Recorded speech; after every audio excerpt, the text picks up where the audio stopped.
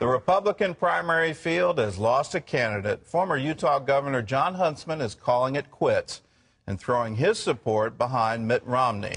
The Republican contenders are still on the campaign trail ahead of Saturday's South Carolina primary. And as Jennifer Wishon reports, the race is on for the evangelical vote. On the Sunday before the South's first primary, South Carolina Republicans gathered to pray. Amen. For Governor Rick Perry, the Palmetto State could be his Alamo. I ask you to think about the kind of leader that you want to preside over our nation. Who will be faithful to your values? Who will see the job of the president as that of a faithful servant of the American people and to the God that created us? The governor pleased the crowd, but a Texas wind blew at the back of a different candidate. Rick Santorum.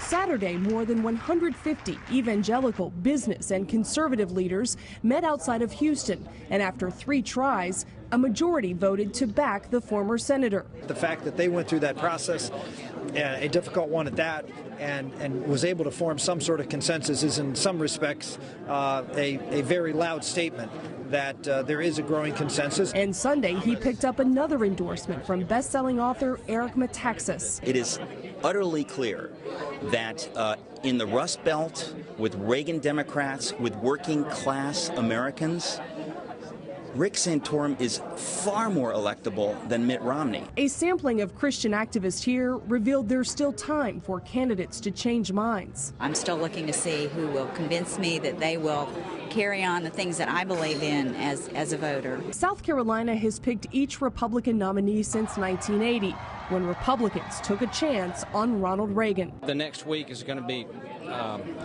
tough for them. The candidates know this, and they're spending the next 6 days traveling to every region of the Palmetto State. Today, they're here in Myrtle Beach for the first of 2 critical debates before primary voters cast their ballots Saturday. Jennifer Wishon, CBN News, Myrtle Beach, South Carolina. Well, if you live in South Carolina, get ready to vote. The amazing thing is you've been able to pick the Republican nominee all the way going back to Ronald Reagan in 1980. That was sort of the watershed moment and the reason South Carolina is considered so important. Can evangelicals really rally behind one candidate? Well, if they do, that would really be a miracle. Lee Webb has the rest of our top stories from the CBN Newsroom. Lee?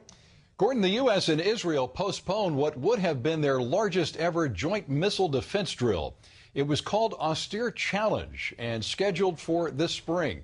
Reports, though, say Washington was concerned it could lead to an escalation with Iran. The drill would have simulated a missile attack against Israel. Officials say the exercise might take place later this year, but one Israeli expert says it was shocking to cancel a missile defense drill intended to reassure Israel. Denver Broncos quarterback Tim Tebow says, win or lose, the important thing is that he honors the Lord. The New England Patriots crushed Denver 45-10 Saturday. The game got the highest ratings for any American Football Conference divisional playoff game in 18 years. Tebow congratulated the Patriots on their victory, and he said, even though you can be dejected, you can still feel hurt, you can be disappointed, but you can still honor the Lord with how you handle things. By the way, one Colorado Democratic state representative has asked Tebow to lead the House in its daily morning prayer. Almost 1 million documents connected to Dr. Martin Luther King Jr. went online today as the nation celebrates the annual Martin Luther King holiday. That display is called the King Center Imaging Project. There are copies of speeches, letters, telegrams, articles, photos, sermons, and much more, and you can find them on our website at cbnnews.com. Standard & Poor's downgrade of 9 of the 17 Eurozone nations had little effect on European stocks today. Analysts are hoping the downgrades will encourage European nations to strengthen their financial situations, but some analysts expect the debt crisis to get worse and damage Europe's economy, and many worry it could hurt the U.S. as well. Gordon? Many Americans are facing the same situation, that our expenses are going up and our income just doesn't seem to be there. There seems to be more month than money.